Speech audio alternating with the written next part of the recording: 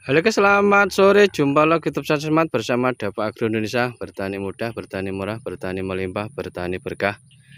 Pada kesempatan kali ini kita akan melihat 2-3 hari aplikasi Paraquat Dichlorida yang kita lakukan, yaitu untuk membakar atau melayukan, melapukkan.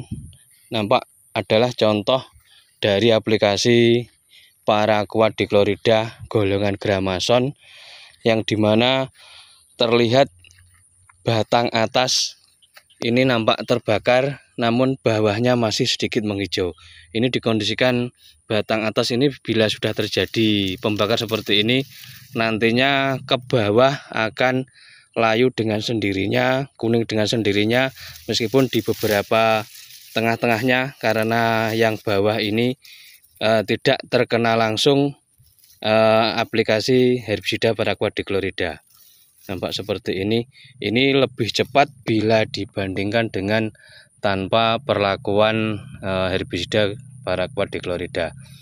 Nampak di kejauhan jerami berwarna kuning keemasan yang kering, yang nantinya dipastikan akan mudah lapuk, mudah busuk, mudah terurai di dalam tanah, sehingga tidak mengganggu proses perakaran dan kondisi tanah, menurunkan pH-nya sehingga terjadi asam-asaman.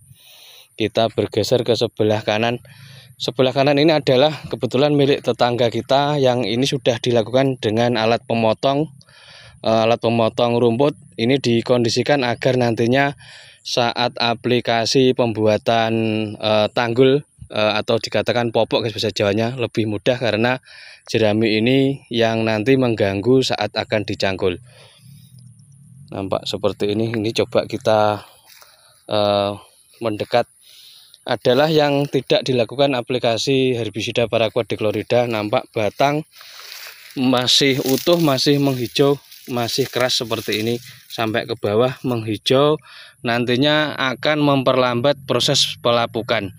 Ini dibiarkan di beberapa hari, dipastikan jika masih lama 30 hari ke atas, nantinya pasti akan lapuk dengan sendirinya.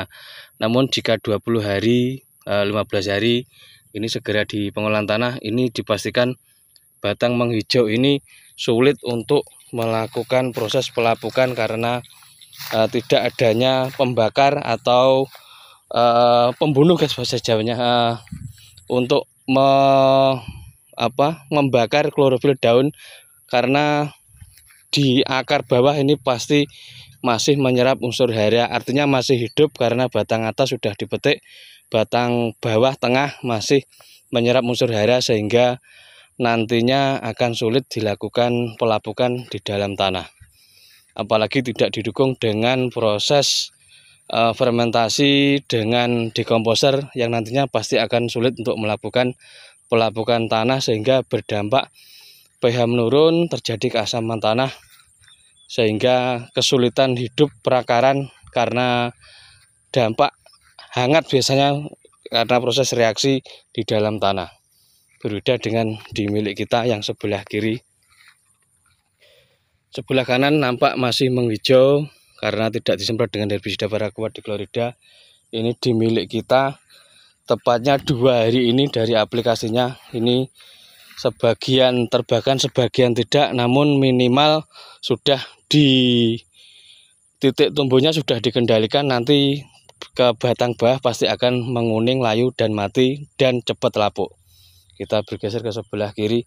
Ini di pematangnya, ini herbisida yang di pematang ini kita gunakan Paraquat IPA Glyphosate guys, untuk yang tengah. Ini dikondisikan nanti, nampak sebelah kiri ini nanti dalam jangka 1 depa 3-4 tanaman ini kita bersihkan dengan sabit, kemudian tanah kita bersihkan, sehingga nanti rumput-rumput di sekeliling kiri kanan pematang ini nampak bersih, karena sebagian tanah nanti dicangkul ke tengah. Saat cangkul ke tengah ini nanti rumput sudah mati, sehingga tidak akan tumbuh lagi.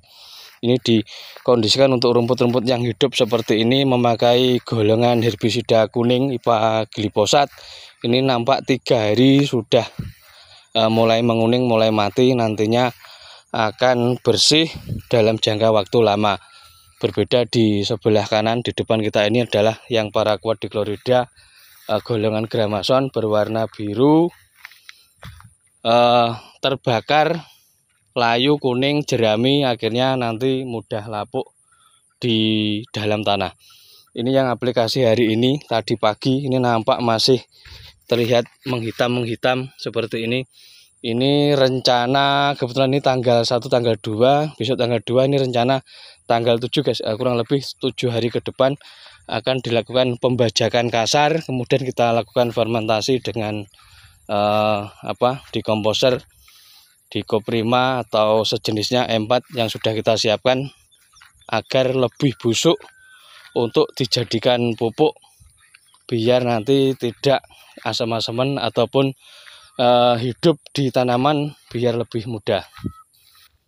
Ini yaitu aplikasi menggunakan panennya memakai dos, nampak tinggi-tinggi sisa-sisa jeraminya. Kita bergeser ke sebelah kiri di depan, yaitu panen memakai kombin.